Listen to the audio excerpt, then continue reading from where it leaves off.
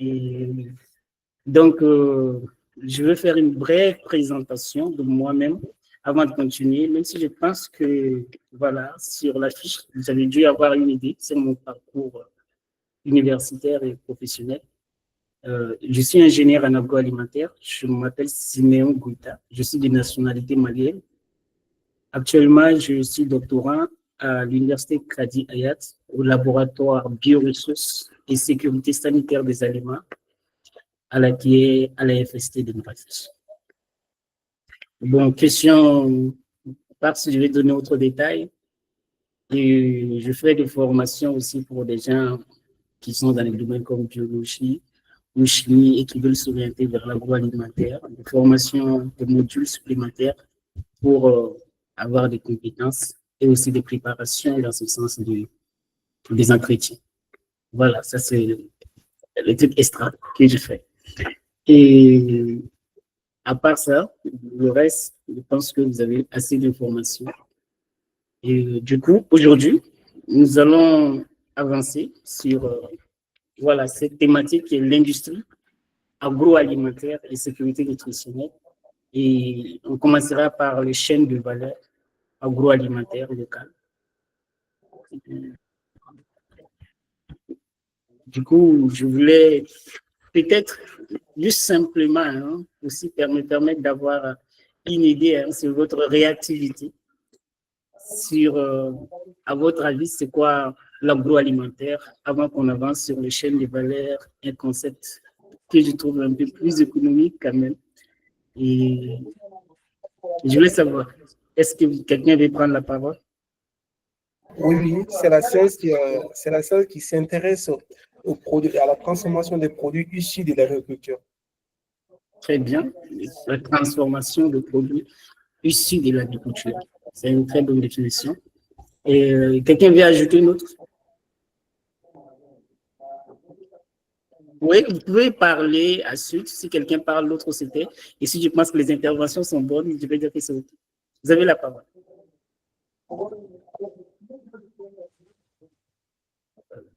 J'ai eu l'impression que quelqu'un parle, mais en vrai, je n'entends pas.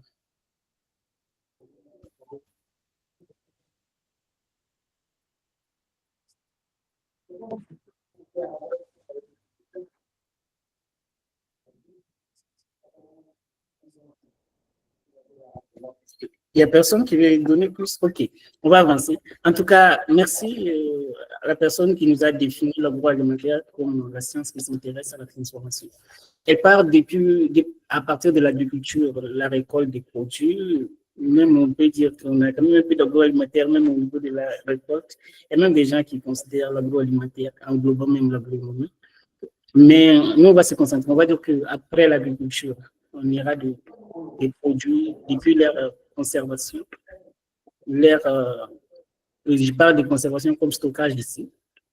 Le stockage, après le stockage, on a le transport, la transformation, la distribution du produit même dans le marché, les conditions de stockage dans le marché, et même les instructions pour manger à la maison. L'agroalimentaire va englober toute la chaîne. Donc, c'est tout le traitement post-récolte des produits d'agriculture. Évidemment, parlant d'agriculture aussi, je sais que parfois, les gens, quand on entend l'agriculture, les gens pensent directement à tout ce qui concerne le produit agricole. Quand on parle de produits agricoles, les gens pensent plus facilement quand même à tout ce qui concerne ce qui est cultivé sur le champ, mais quand on parle de produits agricoles, aussi, on fait référence à l'élevage des animaux. Donc, le lait sont considérés comme des produits agricoles. Donc, je voulais faire la précision pour que, par la suite, quand vous entendez produits agricoles, vous compreniez que le produit d'élevage, que ce soit la viande et que ce soit le lait, tout ce qui est lié à l'élevage, fait partie des produits agricoles. Du coup, puisqu'on va aborder, merci, le produit halieutiques aussi, exactement. Ils font tous partie. Et du coup, nous allons avancer. Et après avoir fait cette brève introduction, nous allons aborder les vifs du sujet. Et comme j'ai dit, je veux que vous réagissez. et mes données. Je sais que normalement, je suis censé avoir parmi nous des gens de plusieurs profils. Donc, on va simplifier quand même le discours pour que ce soit accessible à tout le monde. En même temps, je sais qu'il y a des gens qui sont aussi experts parmi nous. N'hésitez pas à donner vos avis. On va faire un échange, un partage. Et voilà, à la suite, à la fin, chacun aura eu quelque chose au fait en fonction de son niveau. Donc, on avancera ainsi. Donc, n'hésitez pas, quand je vous dis que vous avez la parole, d'intervenir directement. Après, voilà. Et si quelqu'un intervient, vous attendez. Merci. Donc, ici, on va aborder c'est quoi la valeur ajoutée. Et parce que quand on parle de chaîne de valeur, moi, je trouve que ce serait bien qu'on, bon, en même temps, je suis universitaire, j'aime un peu la méthode. Donc, on commence d'abord par la valeur ajoutée. Après, on parlera des chaînes de valeur. J'ai l'impression que ça passe si on dit valeur ajoutée, ce n'est pas une valeur. Et après, on parlera des chaînes de valeur, c'est plus compréhensible. Et voilà, quelqu'un pourrait nous définir c'est quoi la valeur ajoutée, nous donner son explication, son contexte sur la chose.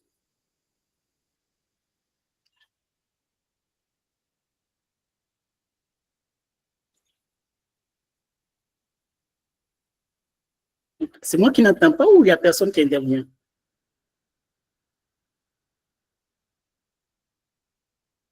On n'a pas bien compris, bien entendu la question. Ah d'accord. J'ai dit, c'est quoi une valeur ajoutée? Vous avez tous entendu parler de cette phrase. Ah oui, la valeur ajoutée.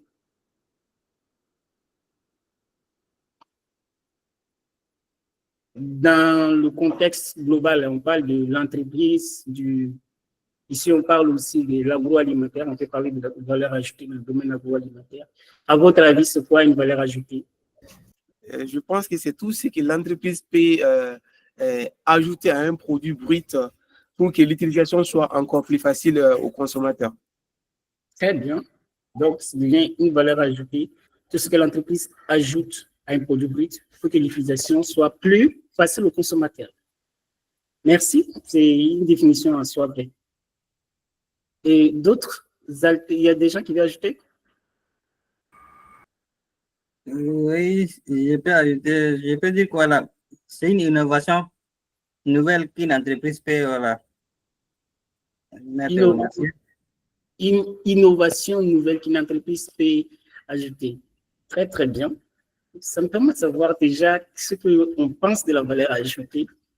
Et je dois avouer que c'est très intéressant le point de vue que je découvre moi-même et qui font partie de la définition évidemment. Et bon, sans oublier que moi aussi, je n'ai pas forcément la définition. Mais nous allons faire une petite illustration avec quelque chose qu'on connaît tous. Ah, mon schéma est un peu mal coupé. Ah bon, ici, nous avons la matière première du blé. Je suppose n'importe quelle quantité de matière première de blé et que vous avez pris au niveau du champ. Si vous transportez ces blés-là et que vous l'amenez dans un endroit où vous le stockez, le fait de l'avoir pris au champ et de l'avoir transporté seulement, hein, je dis, juste le prendre au champ et le mener, je sais pas, l'amener dans la ville, c'est déjà une valeur ajoutée. Donc, le blé là, que quelqu'un partira acheter au champ n'aura pas le même prix que le blé que tu vas aller acheter déjà dans un magasin d'entrepôt dans la ville. Le transport et le stockage déjà font partie de la valeur ajoutée. Et je trouve ta définition correcte parce que c'est une activité que l'entreprise a entreprise. Évidemment, entreprise qui est entreprise, c'est quand même bizarre. Mais bon, voilà, c'est une action que l'entreprise a menée pour faciliter l'utilisation du produit. Parce qu'à partir du moment, on a le produit qui est plus accessible, qui est très proche de nous. Donc, vous voyez, la notion de valeur ajoutée n'est pas si compliquée que ça. Finalement, c'est chaque étape, au fait, qu'on fait pour soit transformer le produit, soit le stocker, soit le transporter, ou même soit le vendre quand on l'amène au marché. C'est aussi une autre, ça augmente la valeur du produit. Mais bon, je dois avouer que j'ai quand même un peu simplifié le chemin. On va donner un peu plus de détails. Et donc, après, quand on arrive à l'étape de transformation, chose que la plupart parmi nous connaissent, et parce que la plupart du temps, on saute les étapes intermédiaires qui sont vraiment gourmandes même hein, en argent, le transport, le stockage, c'est très coûteux. C'est pas si simple que ça. Et puis même, peut-être que c'est un grand problème en Afrique déjà. Donc, ces étapes intermédiaires sont très coûteuses et qui augmentent aussi la valeur du produit. Et la transformation, qui n'est pas à négliger et qui augmente vraiment grandement la valeur ajoutée, plus la distribution sur le marché. Donc, la distribution sur le marché va encore inclure le transport et des commerciaux, des surfaces de grande distribution comme les supermarchés. Donc, tout cela va, à chaque étape, en fait, on a ce qu'on appelle une valeur ajoutée sur un produit agroalimentaire. Bon, cette définition de valeur ajoutée est en même temps valable aussi. Hein. Ça explique que je dis cette notion quand même un peu plus économique. Elle est valable aussi pour n'importe quel domaine. Si on fait des étapes, si on transforme, on augmente la valeur. Évidemment, ici, on est un peu sur le côté du domaine de l'agriculture et de l'élevage, des produits agricoles.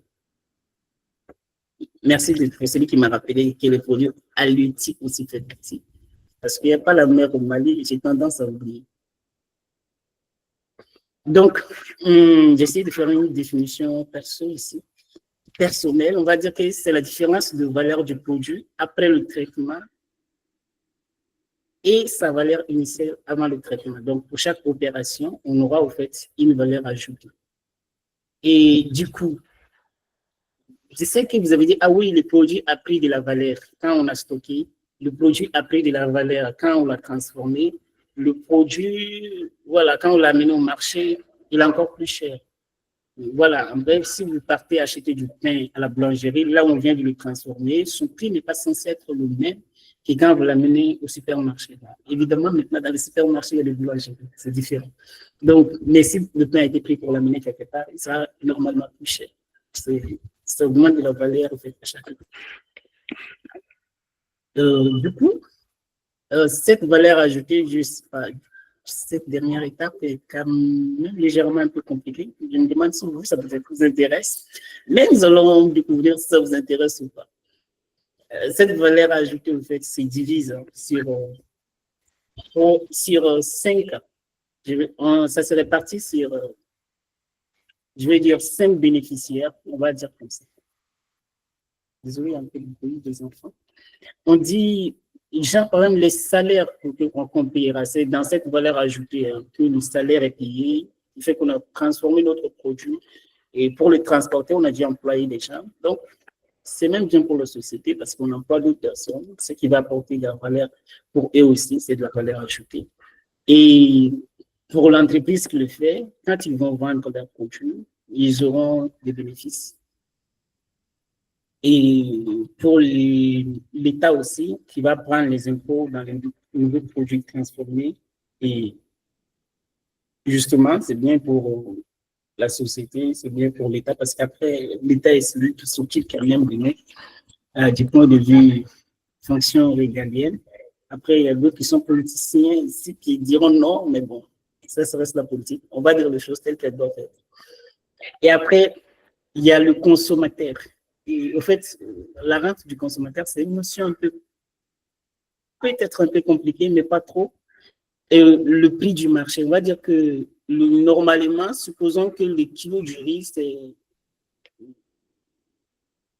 quelle devise je dois prendre comme exemple? Disons que c'est 2 €, puisque j'ai déjà les euros ici. Disons qu'un kilo de riz, c'est 2 €. Mais que dans les gens sont prêts à acheter le riz à 2 €.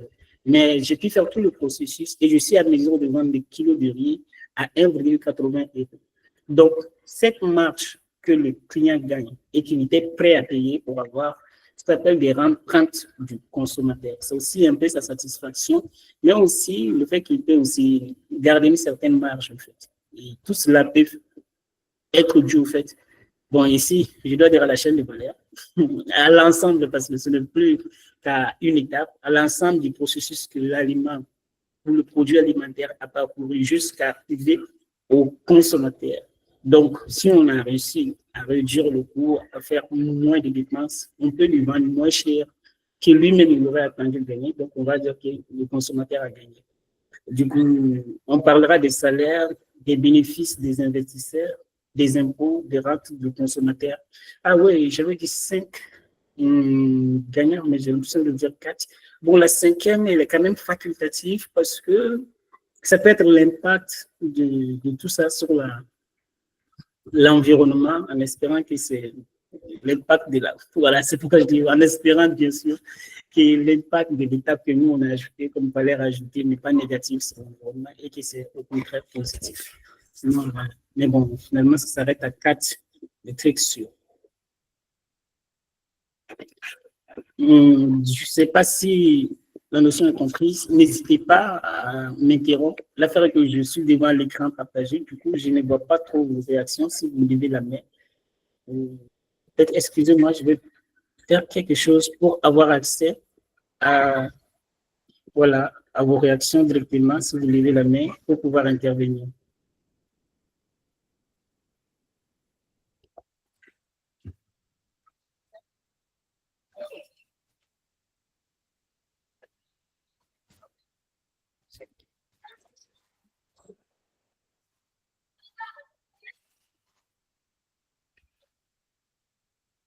Oui, Monsieur Ayoub, vous avez une question?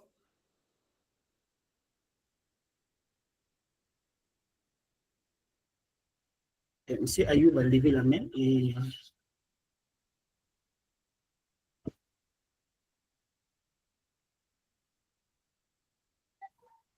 D'accord, je vais me connecter sur notre appareil pour pouvoir avoir votre retour en direct aussi.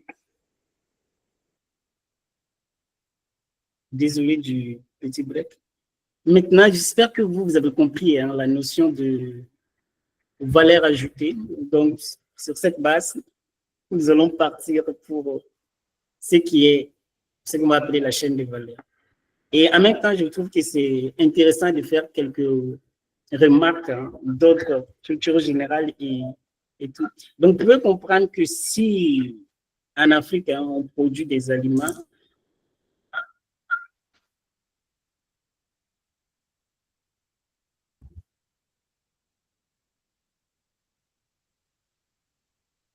si on produit des aliments et que, je vais dire des aliments, mais si on cultive et qu'après on ne fait pas la transformation, on a beaucoup de manque à gagner à cause de la valeur ajoutée justement que nous n'avons pas. Donc, ça reste des étapes au fait intéressantes déjà pour entreprendre. On est en échange net. Donc, je donne ici mon avis personnel. Et vous voyez, donc, ça reste des manques à gagner logiques. Si on pouvait nous-mêmes ajouter ces étapes et à chaque fois, au lieu de peut-être envoyer la matière brute, c'est quelque chose qui sera différent. Et les répercussions, comme vous avez vu, au niveau des impôts, l'État en gagne, ceux qui investissent, c'est à qui ça appartient, gagnent. Et il y a des salariés qui vivent aussi et qui sont bien tous pour la société. Et après, même nous, on va avoir nos produits légèrement moins chers, ce qui sera aussi rentable pour nous tous. Du coup, au travers de ça maintenant, comment on va définir une chaîne de valeur? Après avoir vu cet exemple, comment on définira une chaîne de valeur? Ici, c'est quelque chose quand même, la notion de chaîne de valeur est quand même à discuter. Je pense qu'il y a beaucoup de possibilités de définir, mais j'ai prévu de faire une brève, de m'arrêter un peu sur la chaîne de valeur à l'échelle d'une entreprise, avant d'avancer sur la chaîne de valeur de façon générale. Et c'est quoi, on va un peu s'arrêter et peut-être finir par un exemple concret en Afrique d'une chaîne de valeur qui a été développée en Afrique. Et voilà, on donnera aussi par exemple des exemples de cas. Ici, bon, je donne ce qu'on appelle une cartographie de chaîne de valeur. C'est pas tout. Je dis c'est quoi une chaîne de valeur et puis je fais sortir une carte prise de nulle part, mais voilà. On a une cartographie ici de chaîne de valeur. Ne vous inquiétez pas, peut-être que vous voyez des trucs NOP, mais c'est rien de compliqué en fait. Et si je vous explique, vous allez voir que c'est plutôt très simple, très simple. Du coup, nous allons voilà, si on essaie de voir ici une cartographie du chaîne de valeur, comment je vais définir? Peut-être que je devrais commencer par définir la chaîne de valeur avant de vous expliquer une cartographie de chaîne de valeur. La chaîne de valeur serait donc, puisque vous venez de voir, à chaque étape, on peut gagner en valeur. Si on est à l'échelle de l'entreprise, ce sera l'ensemble des différentes étapes au niveau de l'entreprise elle-même qui produisent de la valeur ajoutée. Mais malheureusement, ce n'est pas que les étapes qui sont en train de produire de la valeur ajoutée. D'autres sont de la mauvaise gestion aussi. Et qui permettront qui vont intégrer, qui vont parcourir et permettre aux fournisseurs et aux clients final, en fait, d'avoir accès à un produit. Donc, cette cartographie des chaînes de valeur qu'on appelle VSM, parce que c'est en anglais, Value Stream Map. Donc, c'est quelque chose qui va intégrer 3 flux. Ça veut dire qu'avant qu'une entreprise, je ne sais pas si vous voyez mon curseur, avant qu'une entreprise ne commence à produire, elle doit d'abord mesurer et savoir qu'il y a un client qui lui fait une demande. Et cette demande, l'entreprise aussi va l'étudier. Et bien sûr que l'entreprise a son appareil pour transformer, pour produire, va faire une commande. Et cette commande est là. Donc, il vient chez un fournisseur. Ce fournisseur, évidemment, va envoyer le produit qui vient à l'entreprise. L'entreprise reçoit le produit, on a une réception, un stockage. Et voilà, après, maintenant, les étapes, bon, le stockage, tout ça, ça fait partie des chaînes de valeur. Maintenant, les autres étapes, en fait, des traitements, de transformation, c'est eux qui entrent. Cette chaîne de valeur, cette carte, je l'avais faite à une entreprise ici à Marrakech, d'agroalimentaire, lors d'un stage. Bon, j'ai changé quand même les données à l'intérieur pour voilà, préserver les choses. Donc, ici, voilà, vous avez plusieurs étapes. Et en bref, à chacune de ces étapes, au fait de l'entreprise, c'est une étape de la transformation du produit. On a l'agencement, je vais dire les choses par un nom, ils ont pris de la pomme de terre ici, ils ont grignoté, enlevé les écorces et ils ont bien haché, ils ont préparé. Vous me recevez? Oui, mais est-ce que j'aimerais savoir si vous êtes toujours dans le premier diapo? Non, je suis dans le deuxième, carrément troisième. Apparemment, c'est toujours dans le premier diapo. Ok, maintenant c'est arrivé. Chaîne de valeur à l'échelle d'une entreprise. Ah, wow, d'accord. Merci d'avoir fait la remarque. Et maintenant, on est toujours dans chaîne de valeur à l'échelle d'une entreprise. Oui. Vous avez la carte? Oui. Ok. Merci. Oui. Donc, c'est ce que j'expliquais. Je disais que c'est une cartographie de chaîne de valeur, mais à l'échelle d'une entreprise. C'est plutôt un outil qui est utilisé par les gens qui font génie à l'industrie, donc pour essayer d'éliminer tout ce qui est gaspillage dans les processus globaux de l'entreprise. Donc, j'essaie de dire que ce n'est pas à la base quelque chose qui est compliqué, c'est plutôt très simple. Si on vous explique, vous allez voir que, voilà, on va utiliser le nom de l'émission, c'est pas sorcier.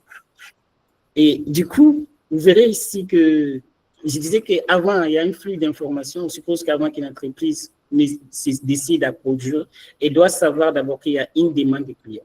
Et donc, cette demande, l'entreprise fera voilà, une commande chez un fournisseur de matières premières. Dans ce cas précis-là, c'était des demandes de carottes. Je ne sais pas pourquoi je vous dis, mais ce n'est pas grave. Et ensuite, il y a une réception, il y a un stockage de carottes. Les autres étapes, ils ont enlevé les écorces et ils ont haché la carotte. Ensuite, ils ont préparé une recette, voilà, secrète enfin. Et ils ont mélangé, faire une cuisson, remplir. Donc, ils ont fait ici des compotes de carottes. Et voilà, ce sont des compotes finalement que les enfants de nouveau mangent. En gros, je vais expliquer à chacune de ces étapes. Voilà, ça, ce sont des détails pour vous. J'étais dans une entreprise où j'ai fait ça, je vais faire ça. Et je vous disais que je vais changer un peu le contenu à l'intérieur. Les valeurs, les chiffres qui sont ici, mais gardant un peu le squelette. Et à chacune de ces étapes, en fait, l'entreprise produit, pour l'entreprise, maintenant à l'échelle d'une entreprise, à chacune de ces étapes, l'entreprise produit de la valeur ajoutée à son produit, il ajoute, et le produit devient cher à chaque étape. Parce que ici, les NOP, là, ça veut dire qu'il y a 2 personnes qui ont travaillé ici. Ils ont utilisé une machine pour faire cette étape de hachage. Bon, ici, il n'y avait pas de machine. Il y a personne qui a travaillé, ils ont juste mélangé, gardé ça pendant 15 minutes. Et après, si on a une cuisson, toujours, il n'y a personne qui travaille, mais il y a une machine qui est là aussi, qui fait la cuisson. Et après, ils ont rempli ça aussi. Il y a des gens qui travaillent, il y a aussi une machine qui est là. De l'autre côté, en fait, je disais qu'à chacune de ces étapes aussi, en fait, on a voilà, il y a un bien de valeur ajoutée. Je disais ça à l'échelle d'une entreprise. Bon, je vous expliquais, hein, l'objectif de cette carte, même quand je l'avais fait, c'était pas de dire, ah ouais, la chaîne de valeur est importante, c'était de pouvoir voir, au fait, où est-ce que l'entreprise essuie des pertes dans sa chaîne de valeur. Et voilà, à l'échelle d'une entreprise, ça permet évidemment de voir ce côté. Et une chaîne aussi de valeur que je vais aborder de façon plus générale, permettra aussi, en fait, si on veut vraiment l'évaluer à fond, on doit faire aussi une cartographie des chaînes de valeur comme ça, pour pouvoir déterminer les endroits de pertes générales. Et donc, il y a aussi le flux des temps, la durée de chaque étape pour produire une compote pour les bébés. Et après, les temps que moi, je vais juger inutile dans le processus, c'est 15 secondes, mais bon, il faut multiplier les 15 secondes par le nombre d'unités qu'ils produisent. Donc, ça peut être beaucoup. Et après, voilà, dans la suite de ce travail, je vais donner des recommandations. Mais ici, l'objectif, c'est de voir chaîne de valeur, c'est une notion compliquée. Moi, je m'inquiète si je suis très compliqué. Est-ce que vous pouvez me rassurer que vous me comprenez?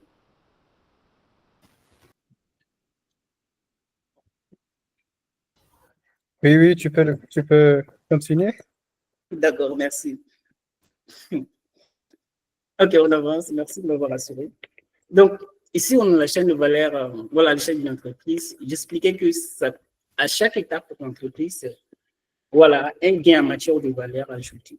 Et dans ce cas précis, l'objectif aussi, c'est d'évaluer la chaîne de valeur. Même les chaînes de valeur, de façon générale, il y a aussi une évaluation de la chaîne en général, toujours pour essayer d'améliorer et de faire avancer les choses. Et ça reste aussi quelque chose de systémique quand même, parce que si vous augmentez la quantité que vous produisez, alors que la demande des clients n'a pas augmenté, donc ça sera plus ou moins une perte un peu pour vous. Voilà, en matière d'investissement, ça reste un truc systémique, donc tout doit être coordonné, avancer ensemble. Donc, cette définition n'est pas la mienne, j'ai oublié d'ajouter la référence. La chaîne des valeurs est l'ensemble des activités réalisées par une entreprise pour concevoir, produire, vendre, livrer et assurer les services après-vente de ces produits. Donc, c'est une chaîne de valeurs durables.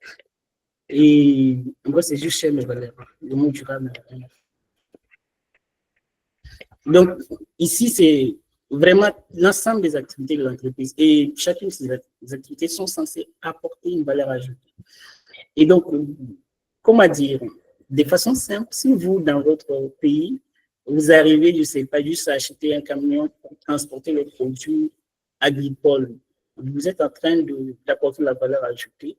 Si vous comptez entreprendre vers une idée une idée que j'aime bien, que je vous partage gratuitement, c'est même juste concevoir une bonne chambre froide pour récolter les produits, surtout pendant les moments d'été où ce sont des saisons, parce que nos produits agricoles sont saisonniers. Donc, si vous achetez tout et que vous le stockez, surtout les produits périssables, ils gagnent beaucoup en valeur. Ce stockage-là aussi, c'est quelque chose qui fait gagner en matière de valeur ajoutée. Et donc, bon, j'ai expliqué à l'échelle d'une entreprise, mais de façon aussi coordonnée, parfois, arriver à un moment, c'est difficile de raisonner toujours. À l'échelle d'une entreprise, c'est limité. Et comme je vous ai expliqué tout de suite, hein, si je planifie d'augmenter la quantité que je produis, il faut tout d'abord être sûr déjà que ça va être écoulé sur le marché, d'autre part.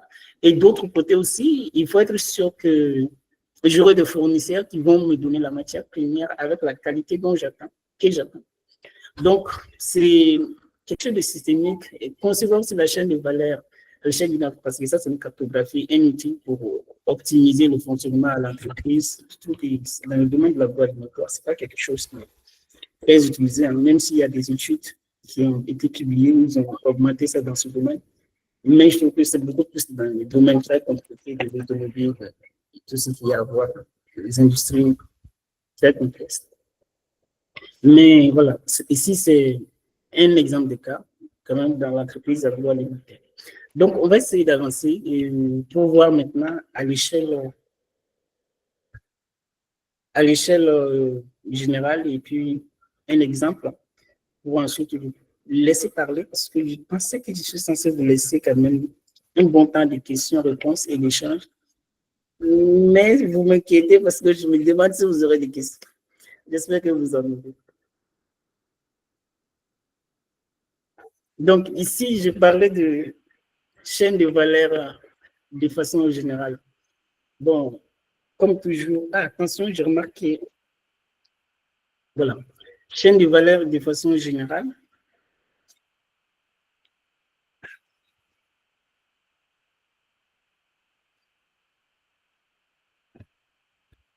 Ici, on va voir les cas d'une chaîne de valeur. Donc, ça, c'est un schéma que j'ai pris sur voilà, un article de FAO.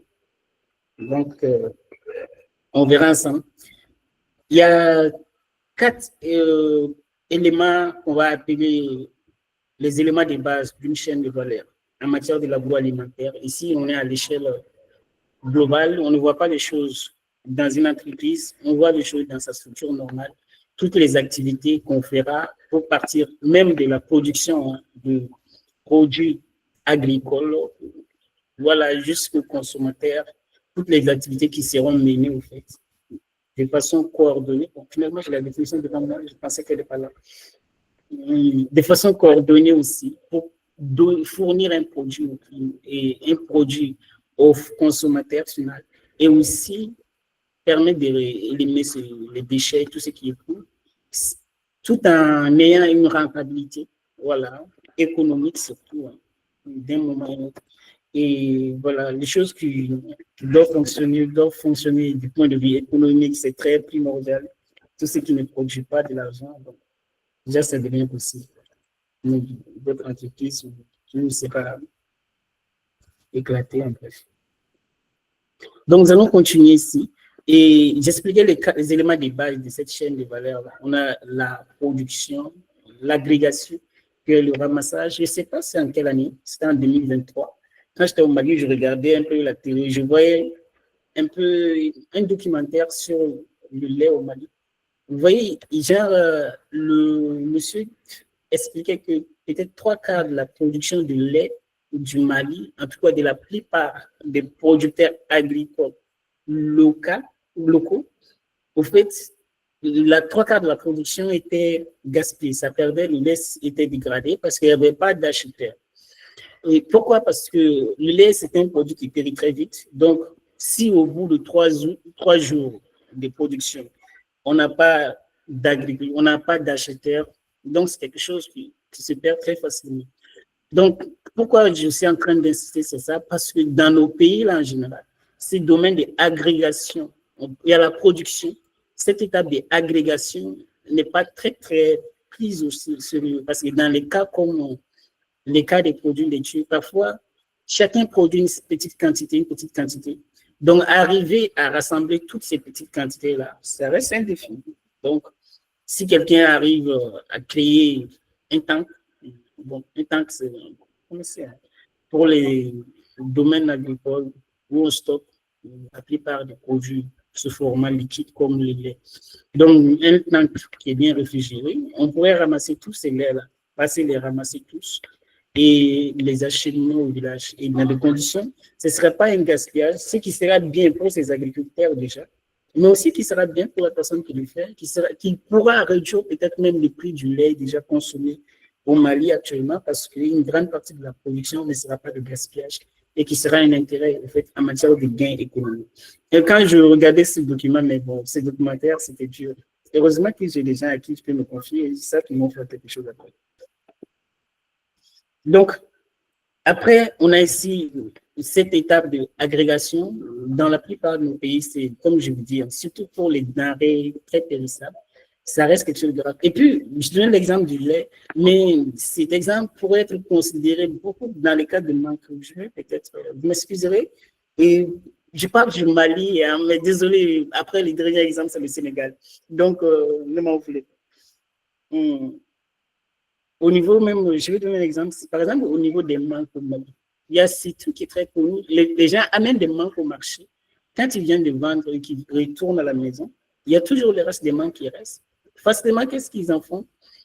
En retournant, ils ne se permettent pas d'aller jeter les manques, tous les stocks de reste de manques ensemble, non. En retournant, la personne jette manque par manque. Parce que si tu passes sur la route et tu vois beaucoup de manques tristes, tu vas dire, ah ouais, c'est quelqu'un qui n'a pas vendu ses manques, tu vas prendre pour aller marcher.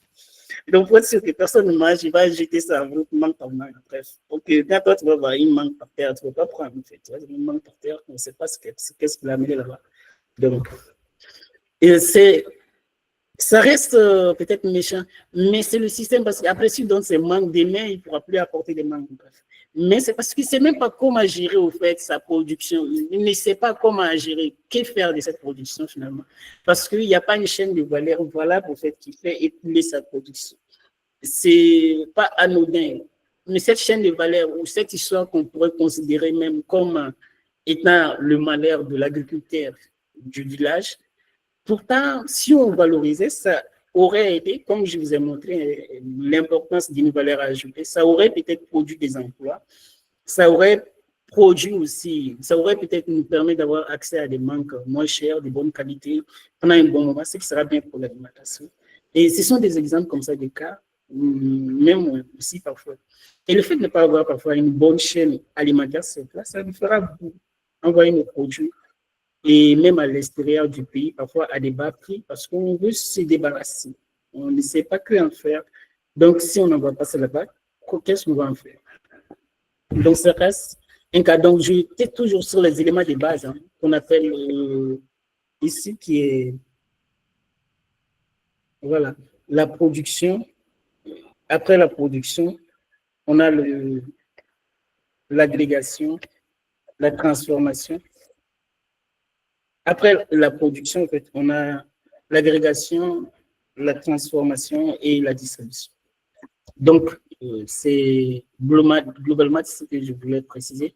Ce sont les éléments de base, la transformation et la distribution. Donc, puis dans la plupart de ces étapes, il y a des étapes intermédiaires qu'on n'a pas signées, qui sont les transports, qui font tout starter, mais ce sont les étapes intermédiaires. Et d'ailleurs, ça dépend aussi de l'autre chaîne. Et voilà, qui peuvent influencer cette chaîne-là. Et après, il y a aussi des, voilà, si on dit chaîne de valeur élargie, c'est un peu tous les services. Déjà, pour faire la production, il faut acheter beaucoup d'engrais, tout ce qu'il y a dans ce sens. Et au niveau aussi de la transformation, quand tu veux créer des entreprises, tu as besoin de financement. Ce sont des trucs qu'on va appeler qui dépendent aussi de l'environnement. Mais il ne peut pas trop les dissocier d'une chaîne de valeur parce que restons cohérents et réalistes. Et j'aurais aimé que vous soyez très, très riches pour vous en sortir et créer des super chaînes de valeur. Mais voilà, j'espère qu'on aura des financements. Donc, il y aura toujours ce côté-là, fourniture d'intrants, financement des chaînes de valeur. C'est un peu pourquoi, quand j'ai vu le problème au Mali, je ne l'ai pas résolu. Mais je n'ai pas trop cherché non plus. Mais voilà, si quelqu'un a le courage de chercher, la personne va résoudre le problème. Fourniture de services aussi. Donc, il y a ces côtés aussi qui suivent les 4 éléments de base. Ça aussi, les éléments de base ne pourront pas être de vrais éléments de base, ça ne bougera pas. Il y a aussi l'environnement national, l'organisation socio-culturelle et les institutions, ça dépend même de la réglementation, des lois du pays, parfois même de la sécurité, beaucoup d'autres éléments du pays. Et si on est au niveau, par exemple, de l'agriculture, ça dépendra aussi de l'épuisement des sols, au fait de la durabilité de notre projet dans le temps et comment faire pour que ça puisse continuer. Bon, les effets environnementaux, parce que cette chaîne de valeur, ce schéma, c'était fait pour une chaîne de valeur durable dans le temps. Donc, durable, on veut que ça ait des effets sociaux positifs et aussi des effets environnementaux positifs, en plus des effets économiques qui doivent être réellement et vraiment positifs aussi. Donc, parce que voilà, sans ça, ça ne marchera pas non plus. Si tu as des effets positifs socialement, je ne sais même pas comment tu peux avoir des effets socio-positifs sans être économiquement positif. Mais bon, je ne suis pas expert sur la question. En bref, ici, vous avez l'exemple d'une chaîne de valeur expliquée logiquement. Et après, on pourrait se dire comment développer une chaîne de valeur. Bon, j'ai expliqué ça avec un schéma technique un peu plus compliqué. Donc, venons ici. Peut-être que c'est mieux. On a un exemple de...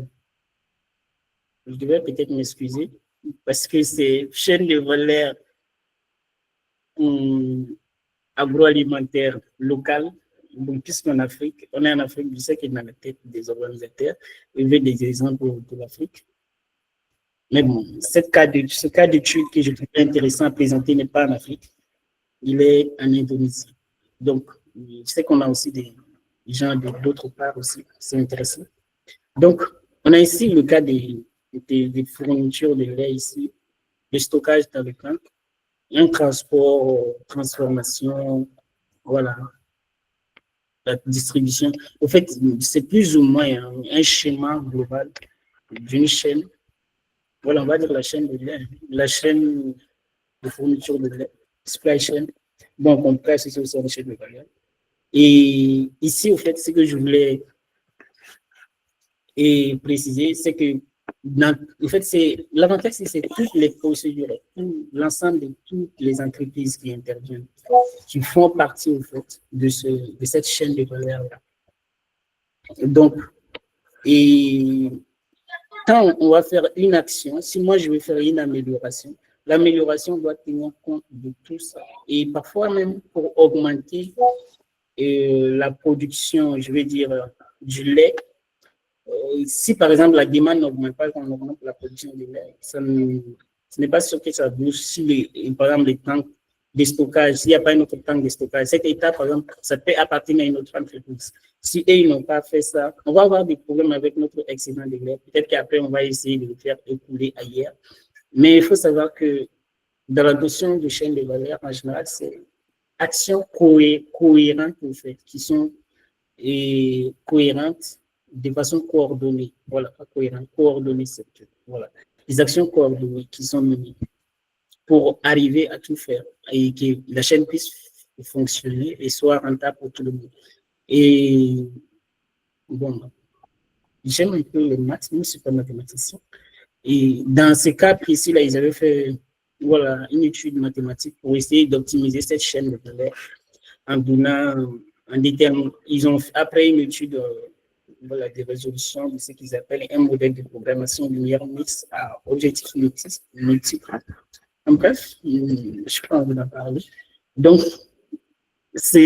après ça, ils sont arrivés à des conclusions que voilà, ils devraient arriver à ne pas dépasser la quantité de stockage et de refroidissement de chaque tank parce qu'il y avait plusieurs tanks de stockage et parfois on envoyait le lait dans le tank le plus proche. Ils ont dit non, quand on fait ça, parfois le lait surchauffe, la température, on dépasse la capacité de refroidissement, ça pose des problèmes. Donc, sur ce genre de problème, ils ont réussi à réduire le coût global pour tout le monde. Vous voyez, c'est en faisant des actions coordonnées qu'on arrive à faire quelque chose globalement pour tout le monde, en fait, sur toute la chaîne.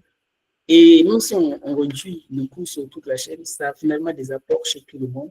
Et le coût global sur toute la chaîne, et aussi réduire leur consommation, ce qu'ils appellent leur impact CO2.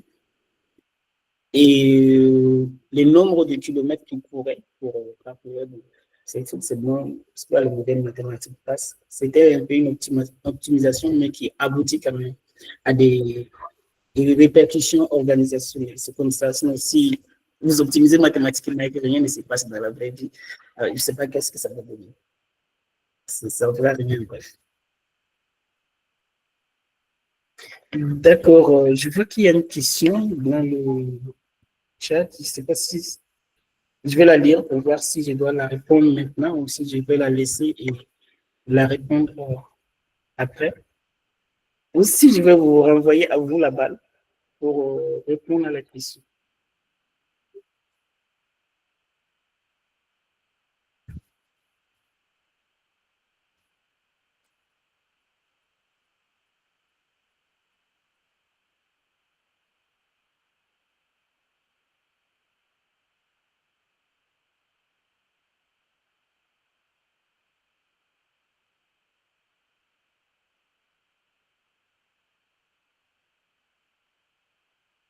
Intéressant, la question dit la chaîne de valeur peut-elle se subdiviser en input et output? Si oui, quels seraient les inputs et les outputs? Merci. Quelle méthode d'analyse recommandez-vous pour évaluer la valeur ajoutée de manière précise? Ok. Bien, c'était ça le problème, d'avoir beaucoup d'intello dans le groupe. En tout cas, je suis content de vos questions. C'est très pertinent. Et du coup, maintenant, pour avancer avec sa première question, je ne sais pas si la personne a posé cette question parce que je présentais le modèle mathématique. Parce que dans le modèle mathématique, il y a toujours ce qu'on va appeler des variables, des paramètres qui expliquent et des paramètres expliqués. Je ne sais pas si la personne a posé la question pour ça. Est-ce que la personne pourrait répondre peut-être même de vive voix, sinon écrire aussi, pour savoir un peu plus dans le contexte de la question, pour que je ne me garde pas trop loin dans la place. J'aimerais avoir un peu ce retour. Si c'est parce qu'il y a les modèles mathématiques de programmation que vous voulez savoir s'il y a des inputs et des outputs, ou bien vous posez juste cette question de façon générale sur la chaîne de valeur. Et si c'est dans le cas précis, là, je vais donner peut-être quelques explications sur le modèle de programmation qu'ils ont utilisé dans le tube, que je vais donner peut-être après le référence en bas, pour que vous allez bien. Bon, en tout cas, ce serait compliqué de donner des outputs sur une chaîne de valeurs input et output. Mais comme vous allez voir à la fin, je vous disais que c'est un système. Donc, c'est compliqué de dire que, bon, voici ce qu'on a intégré. Et on a fait ça, on va avoir ça à la fin. Ça reste un système. Dans les systèmes-là, vous devez faire plusieurs actions dynamiques ensemble. Et dans cette partie du schéma-là, c'est ce que je m'apprêtais même à expliquer. C'est vrai que ici, on a voilà, un fournisseur, c'est quelque chose qui est très linéaire et qui semble avancer. Mais quand on revient ici, au niveau de ce deuxième schéma, ce n'est pas si ça. D'accord, juste de façon générale sur la chaîne. C'est pas si ça, c'est pas trop évident de considérer, voilà, voici les inputs, voici les outputs. Moi-même, j'aime trop le concept. Et voilà. Mais en vrai, dans ce cas précis, c'est pas adéquat. Ça ne c'est pas très convenable. Désolé de mon inattention. Et désolé, une minute. Pardonnez-moi une minute.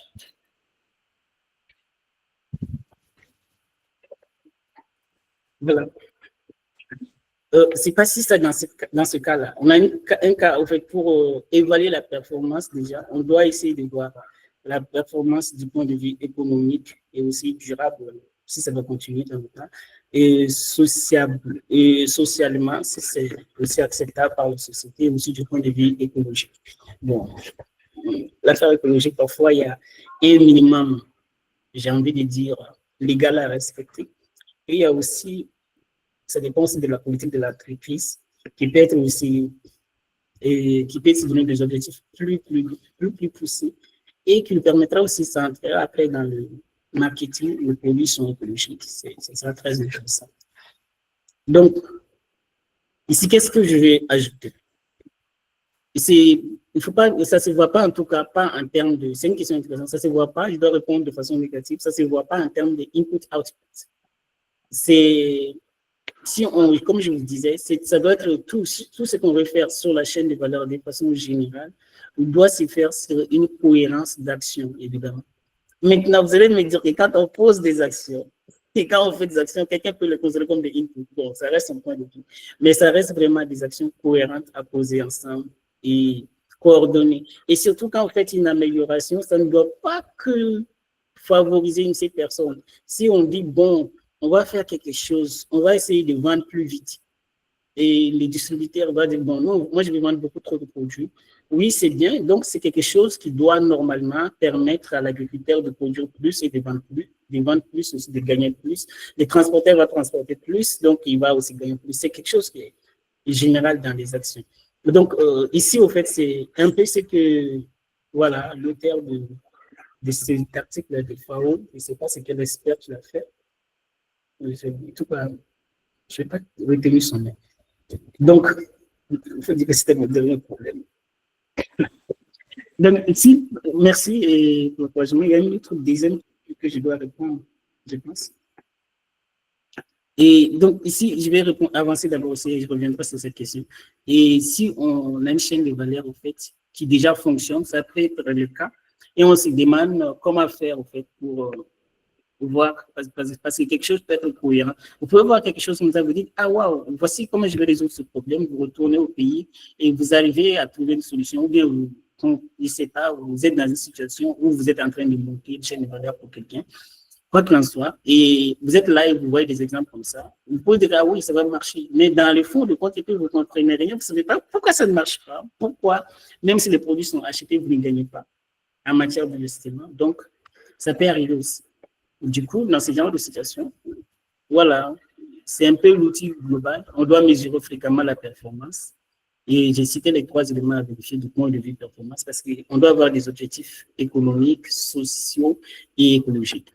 Donc, vérifier ça par rapport à notre vision initiale. Si vous n'avez pas de vision dès le départ, vous n'allez pas savoir où est-ce que vous êtes en train d'aller. Donc, il y a des objectifs clairs en fait.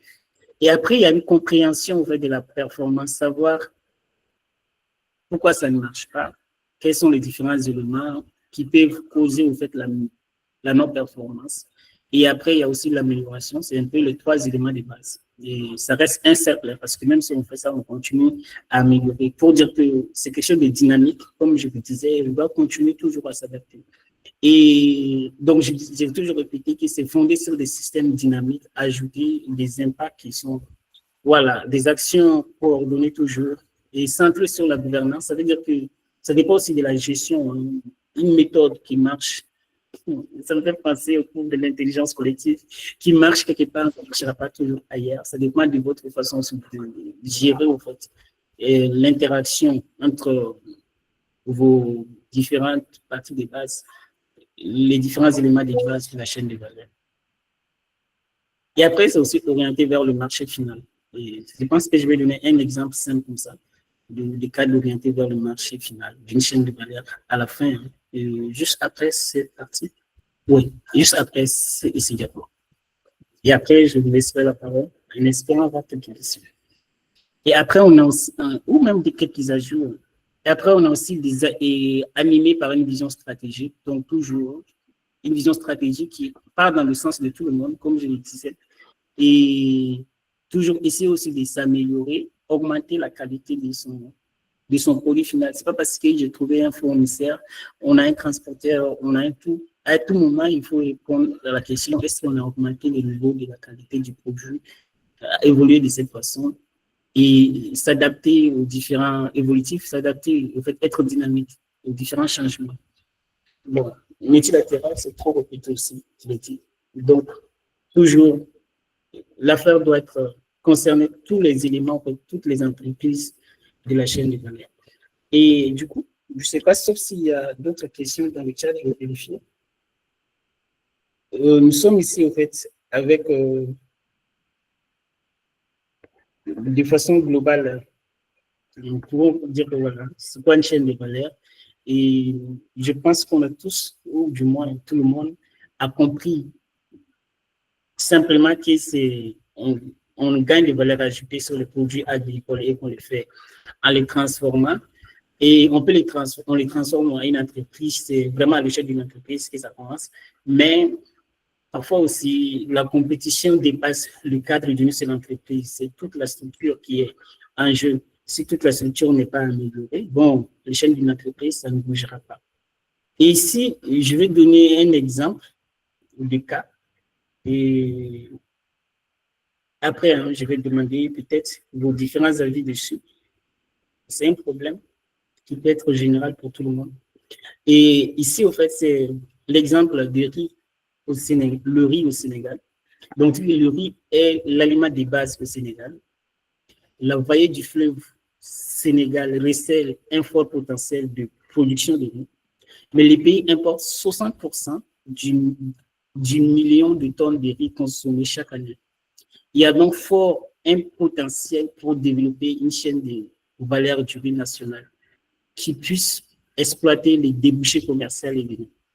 Bien que de nombreux consommateurs sénégalais considèrent que le riz local produit dans la vallée du fleuve Sénégal est de moins bonne qualité que le riz importé. Donc ça, c'est un constat. La plupart d'eux pensent que le riz n'est pas de très bonne qualité. Donc, ils associent également les marques et la qualité, puisqu'ils sont habitués au riz des marques de qualité supérieure importées d'Asie. Donc, la question, par ailleurs, de des récentes études du marché ont montré que les consommateurs des zones urbaines étaient prêts à payer 17% de plus pour leur marque de riz préférée, étant donné que 45% des acheteurs choisissent leur riz en fonction du sac dont il provient et non d'un examen visuel et sensoriel attentif de la qualité des grains. Toutefois, toute tentative de commercialisation doit se fonder sur une stratégie de marque et sur l'identification.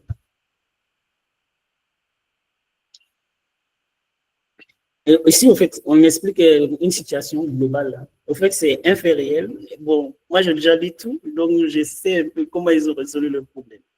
Et c'est pas trop un problème qu'ils ont résolu. Comment ils ont profité de cette situation, disons comme ça.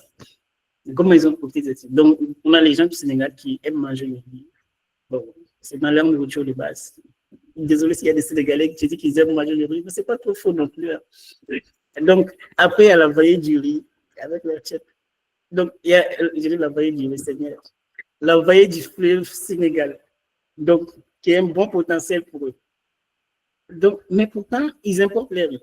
La question, c'est, si vous êtes là, vous allez entrer dans une question de sensibilisation, peut-être acheter local, manger local. En tout cas, si vous êtes là, vous voulez, voilà, avec notion de chaîne de valeur, quels sont les points que vous allez faire vous, si je vous laissais dans cette situation? Peut-être en supposant que vous avez des moyens ou en supposant que vous n'avez pas de moyens, vous-même, prenez les cas où vous aimez vous voir, ou même les cas où vous voulez être réaliste, ça veut dire que vous n'avez pas beaucoup de moyens. Et qu'est-ce que vous pouvez faire, en fait, par rapport à la chaîne, pour créer une chaîne de valeur au Sénégal et peut-être pour pouvoir produire du riz local et le vendre et concurrencer le riz. Voilà, concurrencer le riz. Il y a Koumina qui a levé la main, oui. Vous avez la parole. Alors, bonsoir à tous. Bonsoir.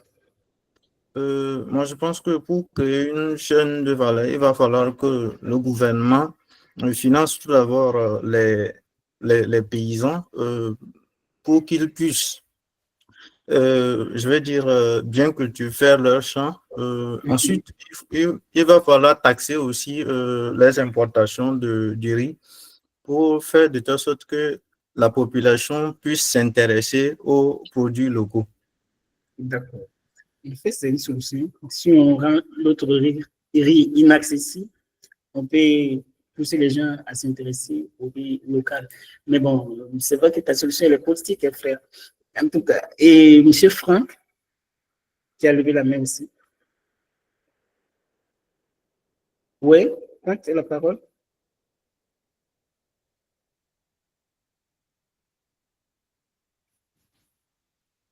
M. Franck n'a pas une question.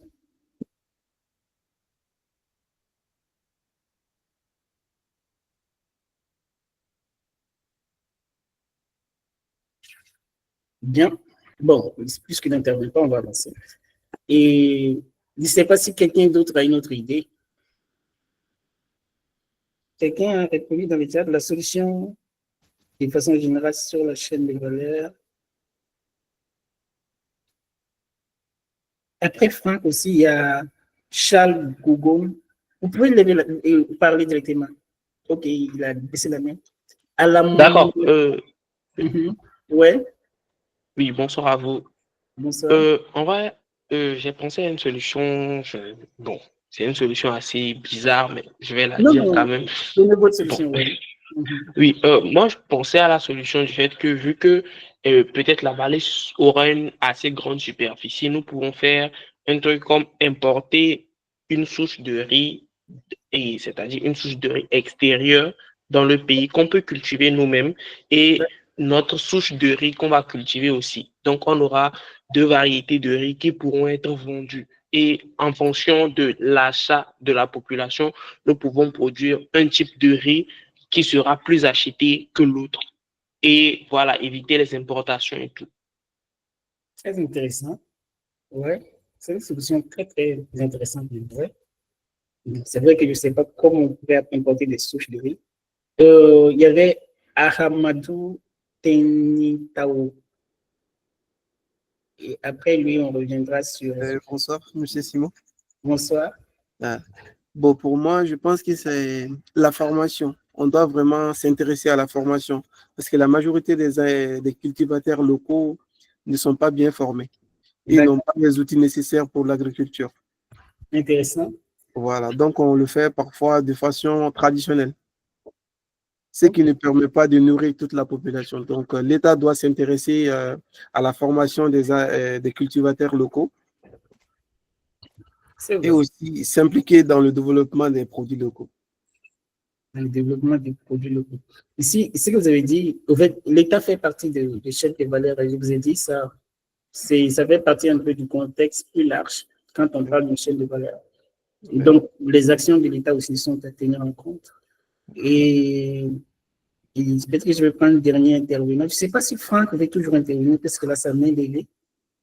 Sinon, je donne la parole à M. Prosper Ordi. Ok, après Prosper Ordi, on attendra France et puis on continuera. Bonsoir à tous. Bonsoir. C'est plutôt Prosper Agbala, c'est l'email de mon ordinateur, donc voilà. D'accord. D'accord, excuse-moi. Monsieur Prosper Agbala, ok. Oui, donc pour moi, je pense, bon, et je suppose que le problème c'est à deux niveaux, soit par rapport à la qualité du riz que produisent les agriculteurs, ou soit par rapport au prix du riz. Bon, certains ont une préférence pour la qualité, même si c'est cher. D'autres n'ont pas de préférence. Tant que c'est moins cher, ils le prennent. Donc, il serait... Ils se basent sur l'emballage carrément. Pour eux, ils regardent l'emballage quelque part et ils prennent.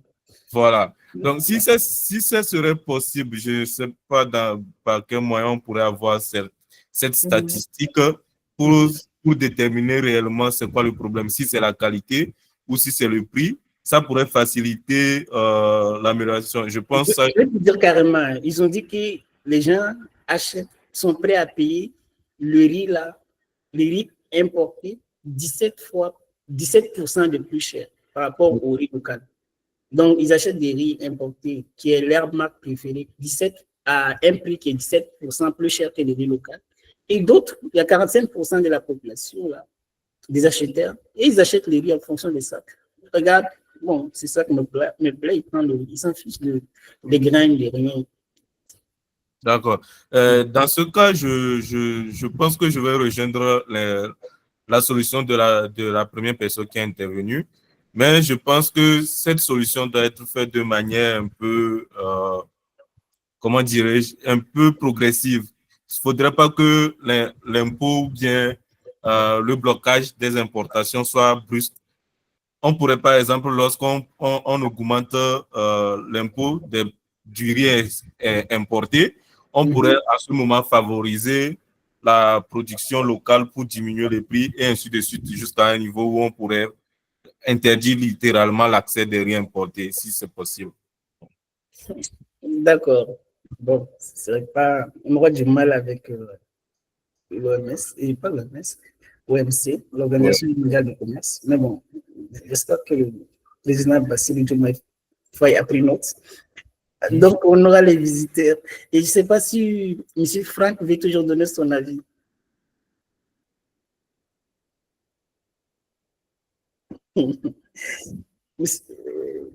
D'accord. Monsieur Franck, vous voulez parler? Lui, il a toujours, je pense qu'on va passer sur lui.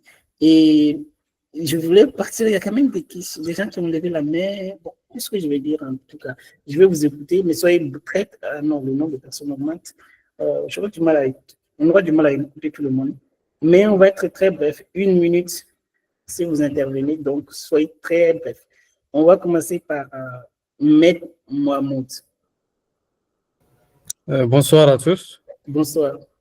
Bon, d'après moi, je pense que le gouvernement va intervenir dans ce problème pour le résoudre. Comment le gouvernement va résoudre ce problème? Premièrement, va enlever les impôts sur les semences agricoles et les engrais et aide les agriculteurs à faire des efforts. D'accord. Oui, c'est ça. Merci, monsieur Mohamed. Et Abel Bonsoir à tous. Vonor, Oui, bonsoir. donc pour moi, j'ai pris le problème à deux niveaux. Si c'était un problème de contenu, de la qualité du riz, là, la solution serait d'importer une souche de riz et la cultiver dans la vallée. Mais si le problème, c'est l'emballage, donc je pense que nous allons plutôt nous concentrer, faire un sérieux problème sur l'emballage. Vu que l'être humain aime ce qui est joli, là, nous allons miser plutôt sur ça et nous devons investir dans des infrastructures pour travailler sérieusement, pas seulement sur le contenu, mais sur le contenant. Je pense que ça sera la meilleure solution pour que ça soit attirant, parce que l'être aime ce qui est attirant aussi. On ne va pas juste s'attarder sur le contenu, et c'est le cas ici. Donc, travailler sur l'emballage, former bien sûr. Le problème ne va pas juste rester au niveau des paysans, mais faire intégrer des personnes qui sont bien dans, je ne sais pas comment on les appelle, ceux qui font le graphisme et tout, les intégrer dans ces entreprises-là pour qu'ils fassent un sérieux problème, qu'ils puissent attirer les consommateurs et aussi travailler à ce que nous puissions augmenter le prix. Parce que non seulement, si c'est moins cher et que l'emballage est joli, bon, il y a toujours un problème. Donc, il faut aussi hausser le prix et voilà, essayer de faire comme si c'était quelque chose qui est venu de l'extérieur. Je pense que ça peut marcher. Ah, d'accord. C'est un peu une genre d'émission quand même, puisque c'est vrai. Donc, j'allais commencer un cours pas un cours, c'est des trucs de manipulation, en fait. Parce que les gens pensent que ce qui est cher est de bonne qualité. D'accord, on va écouter Madame Sarah Kenyé. Et puis après. Bonsoir à tous. Bonsoir. Oui, moi, ce que je vais ajouter, c'est au niveau de la sensibilisation, au niveau de la communication. Il faudrait que l'État implémente la communication au niveau du riz local. Parce que le riz local n'est pas de bonne qualité. Si toi, tu cuisines pour la famille et que le riz n'est pas de bonne qualité, je ne suis pas en train de dire que tu vas cuisiner pour la famille, parce que je ne veux pas qu'on me traîne de. Voilà. Mais si le riz local n'est pas de bonne qualité. Oui, si le riz local n'est pas de bonne qualité, il faut améliorer la qualité. On peut importer, comme un de mes frères a dit là, importer des souches, des semences d'ailleurs de bonne qualité et implémenter dans la région et voir si cela fonctionne. Donc, je pense que c'est l'une des solutions à faire et communiquer aussi sur la consommation locale. Parce qu'on oublie toujours cet aspect de communication aux populations, aux produits locaux. Très intéressant. Ouais. Et bon, je dis chaque fois que je vais prendre une dernière personne, et puis il y a un autre qui lève la main. Monsieur Comnan veut ajouter encore quelque chose pour qu'on achève? Ah, ok. Oui, Ouais. Oui, j'aimerais intervenir sur la proposition d'importer les souches. Oui. Par exemple, est-ce que la souche que nous allons importer, est-ce que le sol sénégalais va permettre de pouvoir réussir notre culture? C'est un peu la contrainte aussi à prendre en compte dans le cadre d'importer la souche aussi. Parce D'accord. que Supposons qu'on importe la souche. Comment on va faire pour qu'on puisse cultiver cette souche? Quelqu'un peut m'expliquer comment on va faire pour cultiver cette souche et la vendre au Sénégal? Bonsoir, monsieur. J'aimerais un peu intervenir, s'il vous plaît.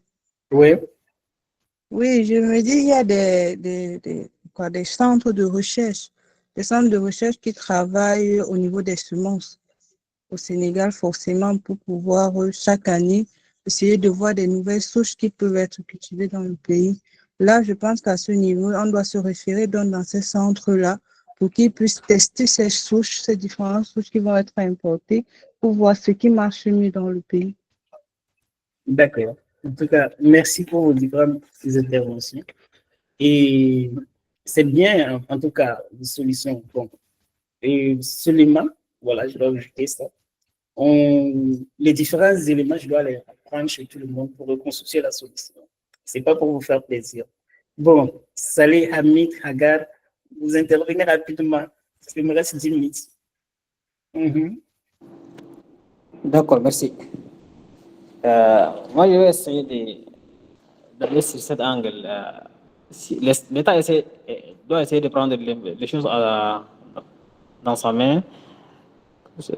Souvent, on parle de l'économie sans frontières. Donc, il va essayer d'identifier les qualités de riz importés au Sénégal, par exemple, le riz thaïlandais ou bien le riz chinois. Et il va essayer de dire aux entreprises producteurs de venir s'installer au Sénégal et maintenant interdire l'importation. Donc, ils vont essayer de produire localement et il va essayer de prendre, de recruter les Sénégalais qui doivent travailler là-bas. Les semences, donc le goût, le packaging, tout ça doivent être les mêmes que le riz d'avant pour importer, par exemple, du Thaïlande ou bien de la Chine. Donc, ils vont essayer de juste d'amener l'entreprise au Sénégal pour qu'ils produisent.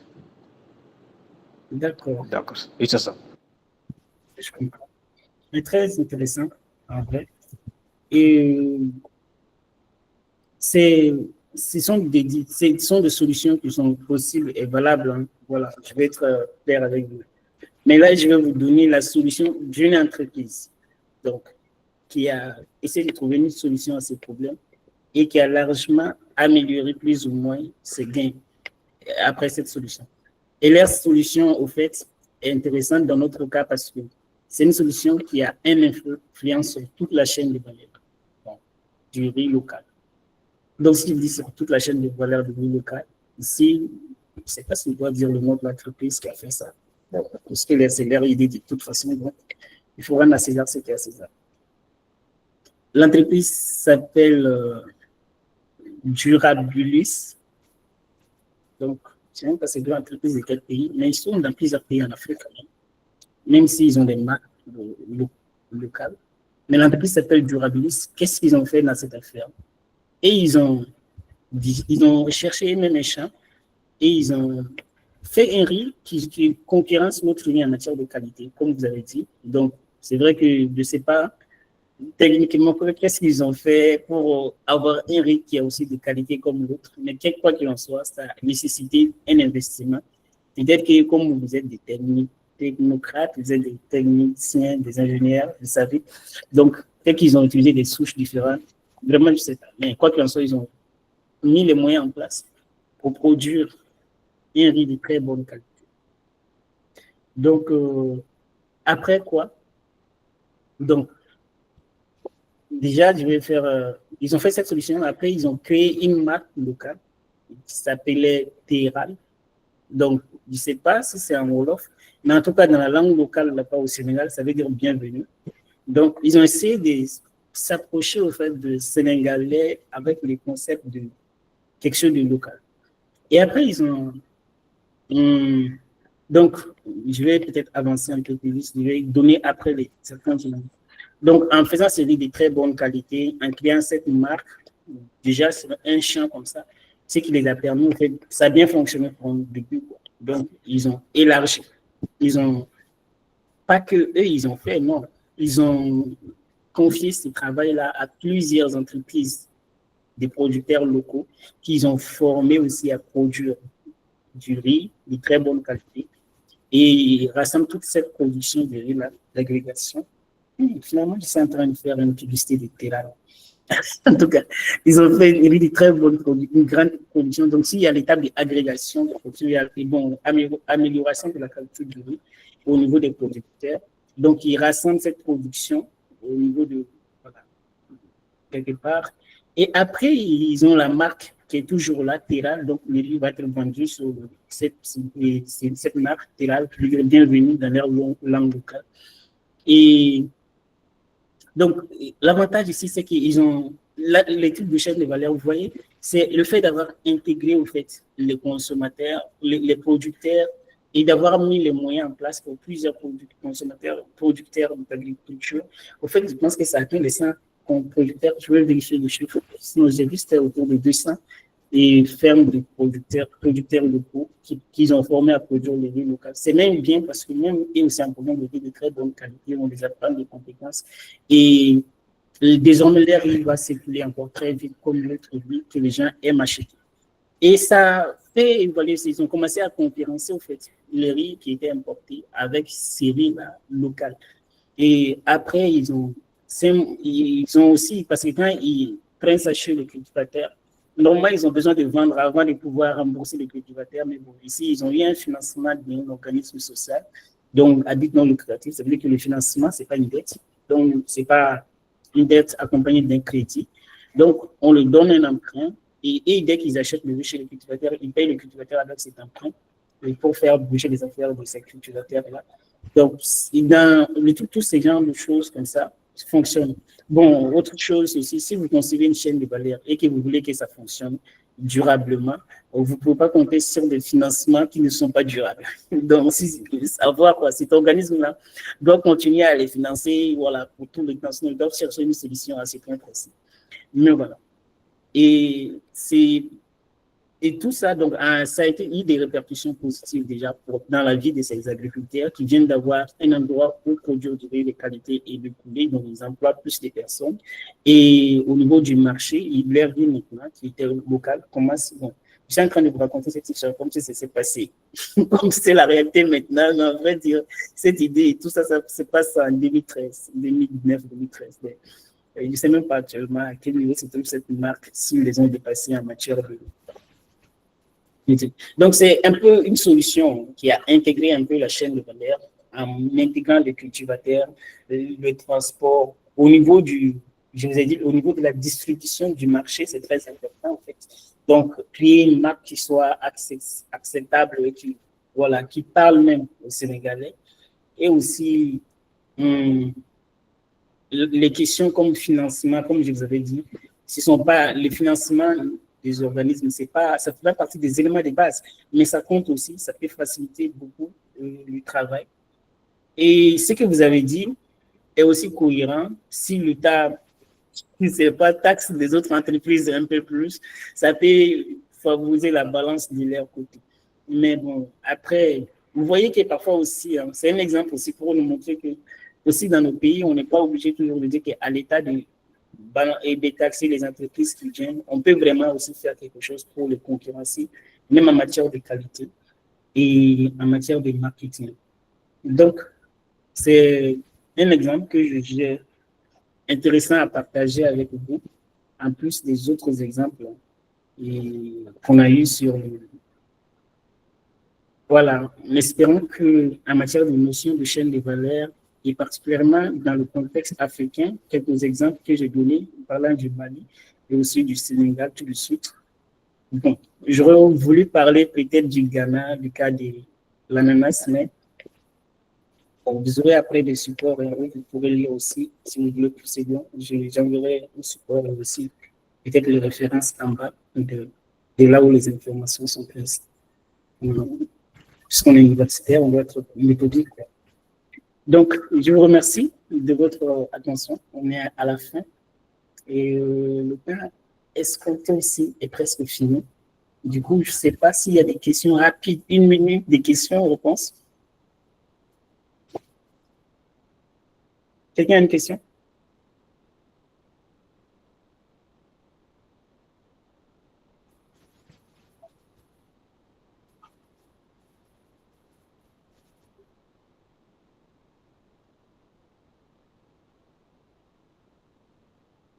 Oui, oui, vous aurez les cours. Vous aurez les cours. Merci pour vos encouragements.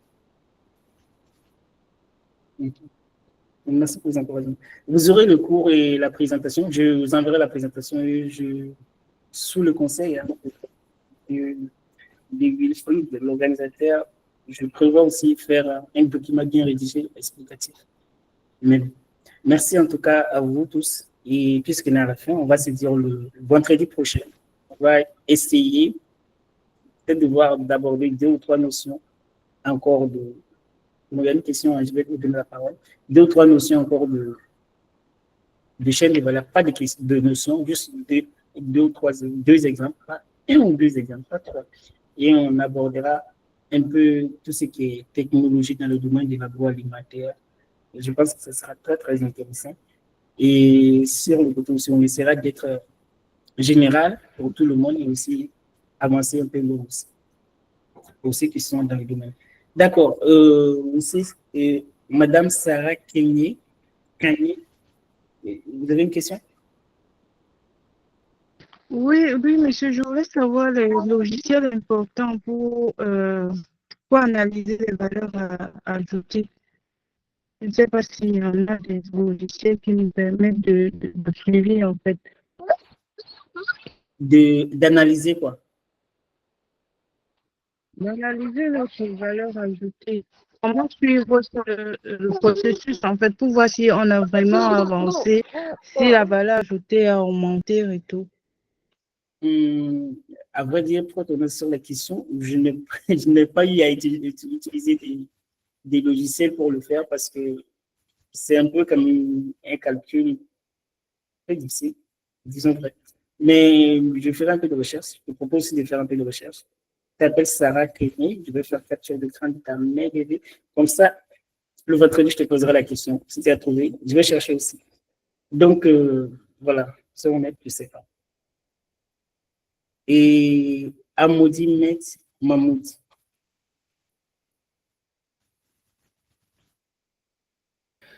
Bon, un logiciel qui le fait. est-ce que... Oui. Comment? Amoudi, oui. Oui. Est-ce qu'on peut dire que la valeur ajoutée et la richesse créée par une entreprise? Oui. Oui, c'est ce que dit. C'est la richesse créée par une entreprise, exactement. C'est ça. Oui. Ok, merci. Bien, Prosper, ça va être la dernière question pour qu'on puisse libérer les gens. Attends. Oui.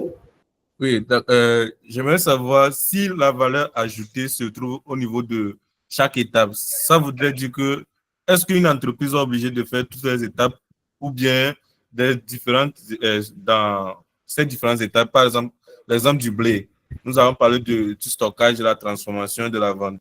Ça veut dire qu'on pourrait se spécialiser uniquement dans le stockage ou bien uniquement dans la transformation sans pour autant avoir les compétences du stockage. Par exemple, si je veux faire la transformation, je pourrais me spécialiser uniquement dans la transformation sans pour autant avoir les compétences du stockage, c'est possible? C'est possible. Ça voudrait dire que vous êtes en train de sous-traiter peut-être l'étape de stockage ou bien, en fait, c'est pourquoi il y a la notion de chaîne de valeur. Une entreprise fait en général une étape. Dans ce cas précis, une entreprise fait en général une étape. L'agriculture est faite par quelqu'un, le stockage est fait par quelqu'un, la transformation, la vente, ça se fait, c'est le supermarché qui fait la vente. Et même, il y a des boutiquiers, et tous ils font partie de la chaîne de valeur. Et chacun fait une étape. Maintenant, si on vient ici, ça c'est un exemple d'un cas qui était dans une entreprise.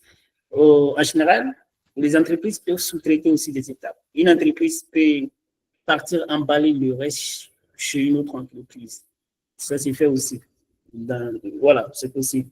Mais dans tous les cas, il faut comprendre que dans ce cas-là, tu ne peux pas t'en sortir seul. Tu dépends des fournisseurs, il te faut des clients. C'est une chaîne. Donc, merci à tout le monde. On se dit à la prochaine. Et on va être dans les groupes. Si vous avez des remarques sur la présentation ou des plaintes en bonne forme, voilà, vous pouvez les mentionner. Merci.